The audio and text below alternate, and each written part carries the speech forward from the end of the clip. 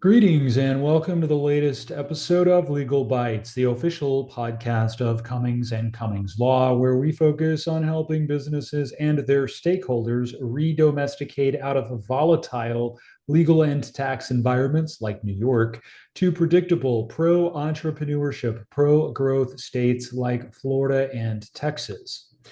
Today, I am reviewing a recent report by Bobby Welber, writing for the Hudson Valley Post, entitled Thousands of Businesses Fleeing New York, Many Jobs at Risk. And as we will discuss momentarily, that is, if anything, an understatement based upon what I have seen firsthand in my practice of law. But first, a brief introduction. My name is Chad Cummings, and I am an attorney and certified public accountant serving clients in matters of business, tax, and commercial law throughout the states of Florida and Texas.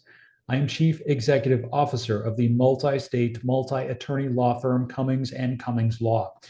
And in addition to my day job, I also teach business and tax law at the university level. I hold 4 degrees, including 2 law degrees, as well as a bachelor's degree in accounting and a master's degree in taxation, in addition to 11 professional licenses and certifications covering accounting, tax, audit, and of course, the law. My firm website is www.cummings.law.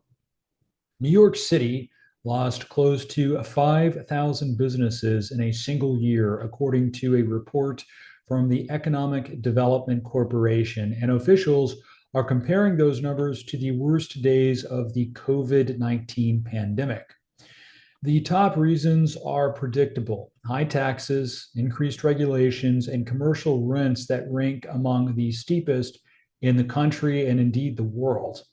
The net loss of employers in the second quarter of 2025 alone, one of the most recent periods for which we have data, exceeded 8,000. Businesses are not closing, they're just leaving, and the destinations are states like Florida and Texas, where there is no state level personal income tax, where the regulatory environment rewards growth instead of punishing it, and where the cost of living and doing business does not require a second or third mortgage. Multiple national rankings place New York at or near the bottom for tax burden and business friendliness, and in some cases, economists have called it the worst state in America for business out migration, although certainly that is neck and neck with California. The situation may deteriorate further under the mayor of New York City's proposal, who has proposed even higher business taxes to fund social programs. For any business owner operating in New York State, and especially New York City, the math is getting worse, not better. The question is not whether to leave, the question is how, and the answer for any LLC or corporation that wants to maintain its existing contracts, credit history, bank accounts, vendor relationships, and federal employer identification number is redomestication. Redomestication is the lesser known legal process of transferring a company's home state from one jurisdiction to another without creating a new entity, without dissolving the existing entity, and without triggering a federal income tax. In a redomestication, the company that exists after is the same legal entity that existed before. It carries forward all of its rights, assets, obligations, duties, and liabilities as a matter of law. When performed by a competent attorney in compliance with the Federal Internal Revenue Code, applicable Treasury regulations, and the statutory requirements of both the departing and destination states, the transaction is a tax-free event at both the company and owner levels. The so-called alternatives are inferior in almost every case. Let's talk about that. The concept of foreign entity registration, also referred to as foreign entity qualification, keeps the company domiciled in New York, which means continued compliance obligations, continued reporting requirements, continued jurisdictional exposure, and continued tax exposure in a state the business is trying to leave. Foreign qualification is not a way of leaving New York. It is a way of staying put. It accomplishes nothing except adding on a second set of obligations in the new state on top of the existing ones in New York.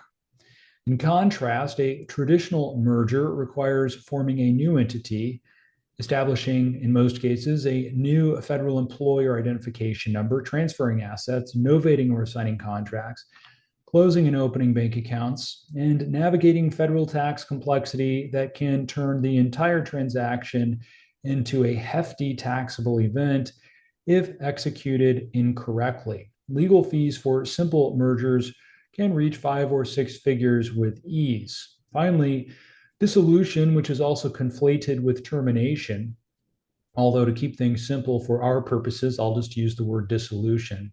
Dissolution is the worst option of all. It kills the company. There is nothing left to move. The liability shield disappears, meaning that your personal assets, your home, your bank accounts, and so forth, become exposed to creditors now and in the future. If you have lawsuits waiting in the wings, and I'm sorry to say, but many business owners routinely underestimate their litigation exposure, you have significant personal and financial risk if you elect dissolution. And the IRS often treats it as a taxable liquidating event. If someone is advising dissolution for a company that continues to transact business, that advice is simply wrong, and the business owner should seek a second opinion before it costs them everything. Dissolution is not a relocation mechanism, it is a mechanism for liquidating the company. That is to say, unless the company is shutting its doors for good, dissolution should not even enter the conversation.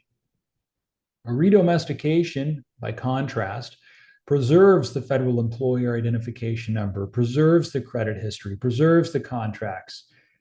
Usually the business name carries forward as well and eliminates the need to continue paying registration fees and taxes once the company has ceased operations there.